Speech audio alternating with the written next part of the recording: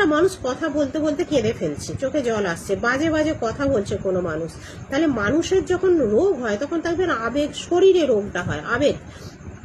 এমন অবস্থায় পৌঁছে গেছে মানুষটা, একটা লিভারের সমস্যা, তার এমন অবস্থায় পৌঁছে গেছে, এমন আক্রান্ত হয়েছে, সে উল্টোপাল্টা কথা বলছে, সে এক সময় ভালো আচরণ করছে না, খিটখিটে মেজাজ হয়ে গেছে, তার প্রচণ্ড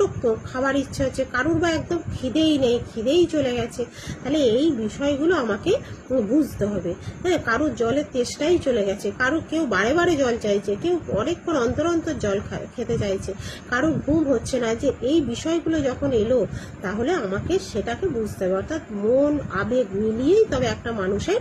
শরীর, তার ভালো লাগা না লাগা, এইগুলো বুঝে আমি যদি ওষুধ নির্বাচন করতে পারি তাহলে আমরা ভীষণভাবে আরো ভালো সাকসেস পাবো। ওষুধ দিয়ে আমরা হয়তো ভালো করতে পারলাম, সাময়িক ভালো হয়ে গেল, কিন্তু পরবর্তী ক্ষেত্রে আরো বেটার রেজাল্টের জন্য আমাকে কি করতে হবে, আমাদেরকে ভাবতে হবে অ্যান্টিমায়াজমেটিক চিকিৎসা বা আরো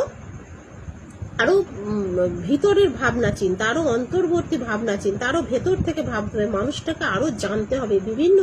কেস টেকিং এর মাধ্যমে, প্রশ্নের মাধ্যমে বিভিন্ন প্রশ্ন করতে হবে, কেস টেকিং করতে হবে, যে পদ্ধতিতে আমরা পড়াশোনা করেছি কিভাবে কেস টেকিং করব, তার প্রতিদিনের যে জীবন যাপন, বিভিন্ন বিষয় নিয়ে আমাদেরকে জানতে হবে। পরবর্তী ক্ষেত্রে আজকে